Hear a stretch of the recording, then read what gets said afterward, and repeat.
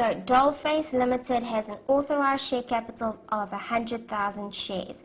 So guys, I would straight away start to make little summaries here. So I'd have authorized share capital of 100,000, of which 80,000 shares have been issued. So then I'd have issued shares 80, and know that there's only 20 available.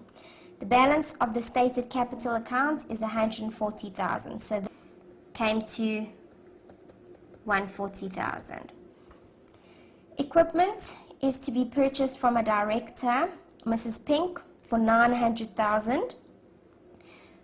Mrs. Pink purchased the equipment 1 month previously for 785,000. So ultimately, the fair value looks to be 785, but it was purchased for 900,000. So obviously, Pink is making a profit of 115,123, but this seems to be very dodgy at this point. The purchase price will be settled by obtaining a loan of 800,000 from the company's bankers. So of the 900,000 that is owed, 800,000 will be via loan, while 60,000 shares will be issued to Miss Pink at their fair market value of 167 to settle the balance. So if we take the 60,000 and we times it by the 167, we get to 102.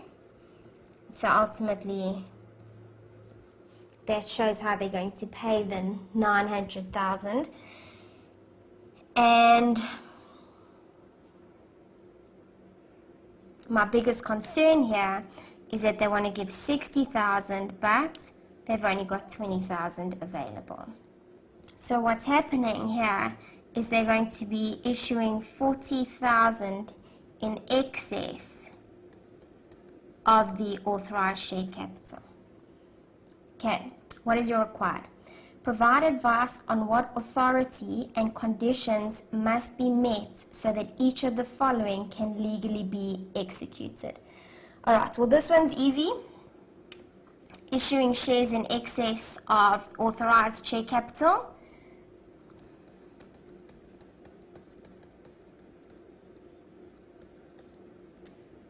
They need to either retrospectively authorize with a special resolution by your shareholders,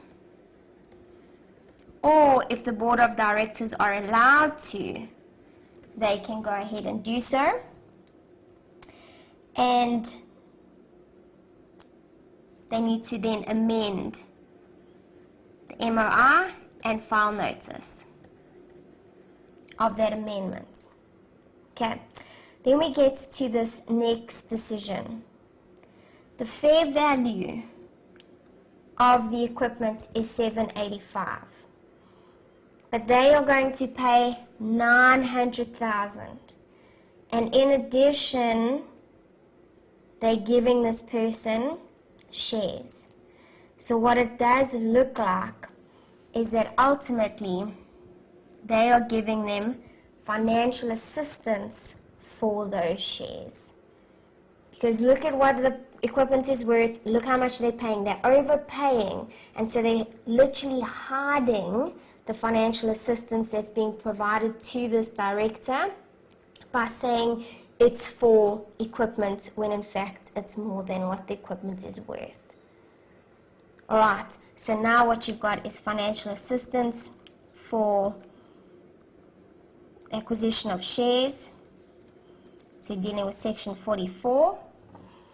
Or you could have said financial assistance to a director, but the purpose for the financial assistance is ultimately for those shares, in which case it would be section 44.